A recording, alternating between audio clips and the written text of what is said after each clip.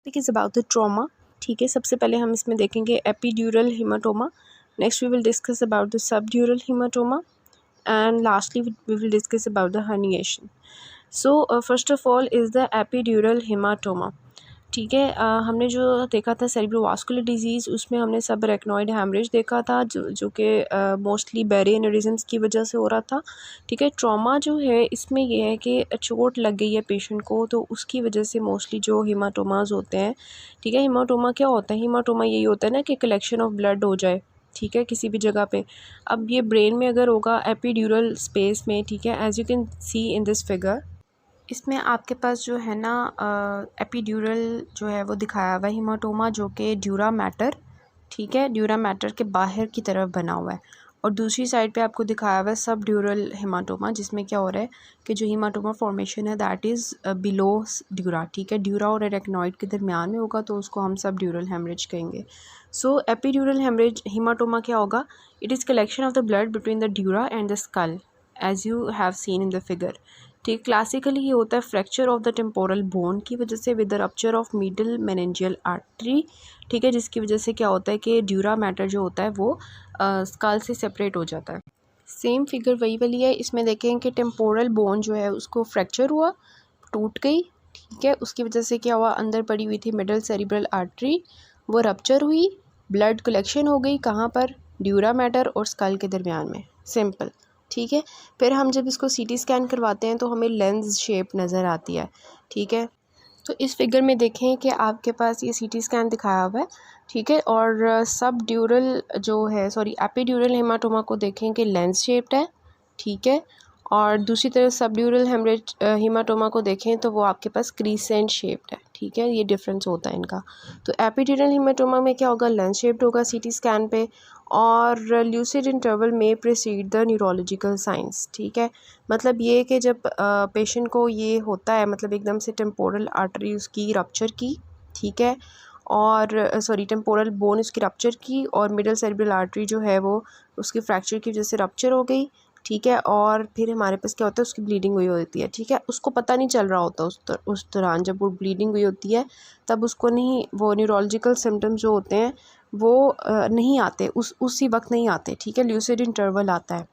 ठीक है, सब रेक्नॉइड हैमरेज में हमने देखा था, जैसे ही पेशेंट को ब्लीडिंग हुई साथ ही उसको बहुत सीवियर हेडेक स्टार्ट हो जाती है और हमें पता चल जाता है कि कुछ हुआ है उसके सर के अंदर। ठीक है, लेकिन यहाँ क्या होता है एपिड्यूरल हेमाटोमा में कि जब पेशेंट को वो फ्रैक्चर हुआ उस दौरान उसको न्यूरोलॉजिकल साइंस नहीं आते, ल्यूसिड इंटरवल होता है, उसको ऐसे ऐसे लगता ही नहीं है कि कुछ हुआ है। ठीक है, उसके बाद थोड़ी देर बाद क्या होता है कि उसको न्यूरोलॉजिकल साइंस आना शुरू होते हैं, तो हमें लगता है कि हाँ अब कुछ हुआ है, शुरू में पता नहीं चलता। हर्निएशन जो होता है it is a lethal complication.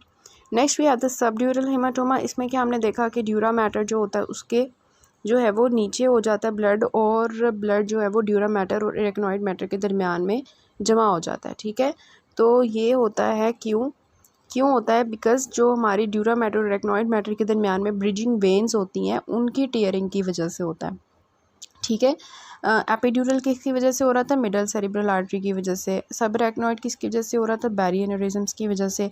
सब ड्यूरल हेमाटोमा जो होता है ये ब्रिजिंग वेन्स जो होती हैं जो ड्यूरा और रेक्नॉइड के दरमियान में होती हैं, जब वो ट्रॉमा की वजह से वो रप्चर कर जाती हैं तो फिर ये होता है। ठीक है, क्रिसेंट शेप्ड हमें नज़र आता है जैसे हमने सीटी स्कैन में देखा था, और Aahista Aahista neurological progressively science आते हैं इसके।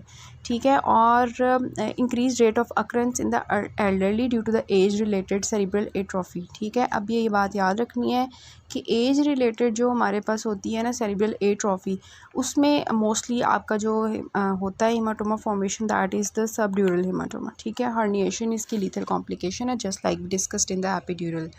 इस फिगर में आपको दिखाया हुआ है कि ब्रिजिंग वेन्स जो होती हैं these are below the dura mater. ठीक है, और एरेक्नॉइड मैटर के नीचे भी हैं। सो सबड्यूरल हेमरेज या सब एरेक्नॉइड हेमरेज जब होगा तो we will have the bridging veins जो होंगी वो एक्चुअली ब्रेक डाउन करेंगी। ठीक है, सो वी डिस्कस्ड है। अब नाउ हमारे पास होता है हर्निएशन। हर्निएशन क्या होता है? हर्निएशन ये होता है, आपको पता होगा कि ब्रेन टिश्यू जो होता है वो डिस्प्लेस कर जाए ठीक है। अगर हमने पीछे बहुत से ऐसे केसेस देखे जिसमें CSF प्रेशर जब भी राइज कर रहा था तो उसकी वजह से क्या हो रहा था कि हर्निएशन हो गई थी ब्रेन टिश्यू की, ठीक है।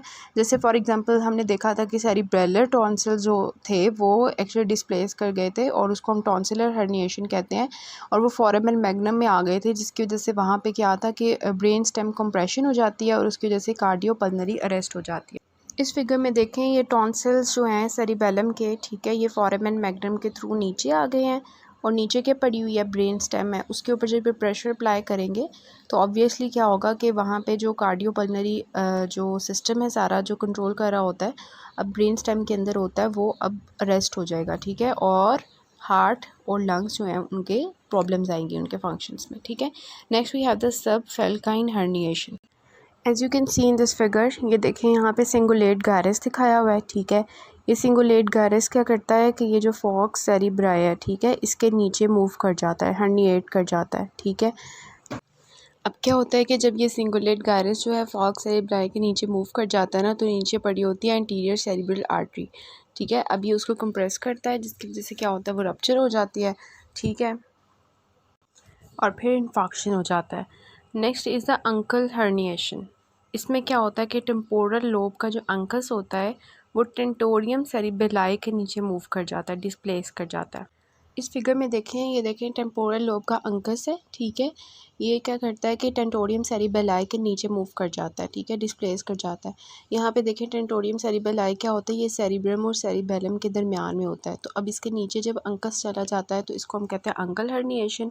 अब यहाँ पे पड़ी होती है हमारी ओक्यूलो मोटर नर्व, ठीक है, क्रेनियल नर्व 3 जो होती है वो पड़ी होती है, जब उसके ऊपर कंप्रेशन करेगा ये अंकस, ठीक है, तो उसकी वजह से क्या होगा, ऑब्वियसली हमारी जो आई होगी उसका जो ओक्यूलो मोटर नर्व जो होगा वो सप्लाई नहीं करेगी, तो हमारी जो आई होगी वो डाउन एंड आउट मूव कर जाएगी, बिकॉज उसके वजह से क्या होगा कि हमारी आई जो है वो अपवर्ड भी नहीं उठ भी नहीं पाएगी, ठीक है, क्योंकि ऊपर वाला मसल जो है लिवेटर मसल, ठीक है, उसको ओक्यूलो मोटर नर्व सप्लाई कर रही थी, अब वो उठा नहीं पाएगी आई को, लिवेटर मसल खराब हो गया है, तो उसकी वजह से आई नीचे मूव कर जाएगी। मीडियल रेक्टस भी नहीं काम करेगा क्योंकि उसको भी ओक्यूलो मोटर नर्व सप्लाई कर रही थी, तो आई जो है वो लेटरली मूव कर जाएगी।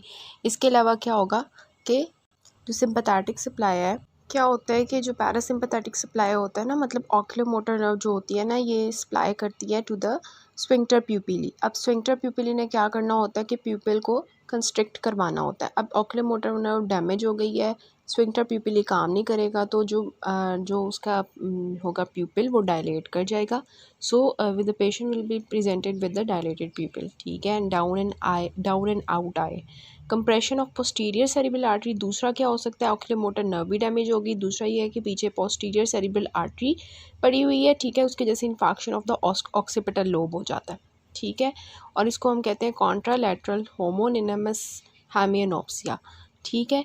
अब जब हमने ऊपर देखा था ना सब फेल्काइन हर्निएशन, उसमें क्या था, इंटीरियर सेरिब्रल आर्टरी इन्वॉल्व हो रही थी, अब यहाँ पे पोस्टीरियर सेरिब्रल आर्टरी जो है उसकी कंप्रेशन हो जाएगी जिसकी वजह से ऑक्सीपिटल लोब जो है उसकी इन्फेक्शन हो जाएगी, एंड ऑब्वियसली वहाँ पे हमारा विजुअल पाथवे डिस्टर्ब होगा and result in the contralateral homonymous hemianopia. इसके अलावा क्या होता है, हमारी पड़ी होती है यहाँ पे पैरामीडियन आर्टरी, जब वो रप्चर हो जाती है तो उसकी वजह से हैमरेज हो जाता है, ब्रेन स्टेम हैमरेज जिसको कहते हैं, उसको हम ड्यूरेट हैमरेज भी कहते हैं, ठीक है, बस नाम ऐसे दिया हुआ है ड्यूरेट हैमरेज। अदरवाइज़ यही है कि जो पैरामीडियन आर्टरी होती है वो जब रप्चर होती है अनकस के नीचे आने की वजह से तो उसको हम ड्यूरेट हैमरेज कहते हैं। So this was all about the trauma section in which we discussed about the epidural hematoma, subdural hematoma and herniation.